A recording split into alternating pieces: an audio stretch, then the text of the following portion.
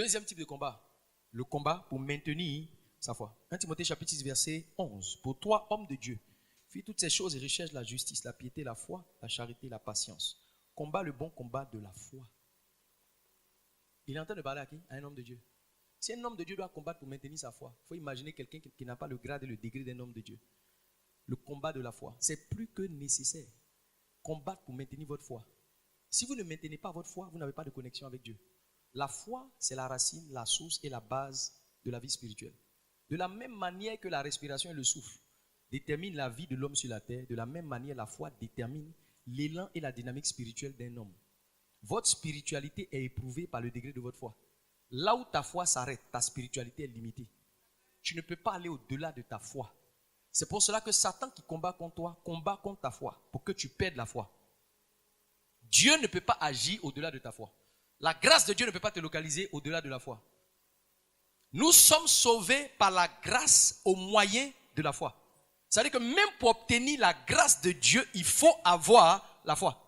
Pour que la grâce te protège, pour que la grâce ouvre des portes, pour que la grâce te préserve, pour que la grâce te fasse accélérer, pour que la grâce ouvre des portes, pour que la grâce marche avec toi, il faut que tu aies la foi.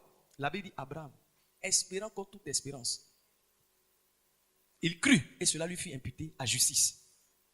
C'est pour ça qu'il a été appelé le père de la foi. Parce qu'il n'a pas considéré son corps, Romains chapitre 4, comme étant déjà vieux. Parce qu'à un moment de la vie, les réalités vont vous prouver que ce que vous croyez, c'est un peu une folie. Vous n'aurez aucune évidence et aucun présage autour de vous qui vont justifier que c'est probable que vous arriviez là où vous voulez partir. Grande vision, grand souci, grande espérance, grand projet, grand but, petite ressource, petit moyen, zéro aide, zéro assistance, zéro consistance. Tu vois la hauteur, mais tu es caché dans un trou quelque part. Chaque fois que Dieu doit élever quelqu'un dans les hauteurs des montagnes, Dieu commence avec lui dans la vallée. La vallée est sombre et au-dessus de la vallée, c'est la lumière. Et des fois, sortir juste de la vallée pour présenter ta tête à la lumière, c'est comme une chose impossible. Mais la distance entre l'échec et la réussite, c'est la foi. Si un homme n'a pas de foi, il ne peut pas être transféré du royaume de la bassesse à l'univers de la grandeur. Celui qui t'arrache ta foi, t'arrache ta vie. Celui qui t'arrache ta foi, t'arrache ta destinée. Et l'ennemi va se battre avec vous pour vous arracher votre foi. Tu sais pourquoi tu ne pries pas? Parce que tu n'as plus de foi. Tu sais pourquoi tu ne donnes plus? Parce que tu n'as plus de foi. Tu sais pourquoi tu n'as plus de dynamique? Parce que tu n'as plus de foi. Tu sais pourquoi tu n'as plus de motivation pour faire quelque chose? Parce que tu ne crois pas que ça va marcher.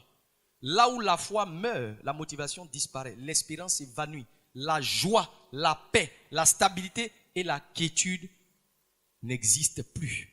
Ce qui permet à un homme d'être stable dans son esprit et de ne pas s'inquiéter.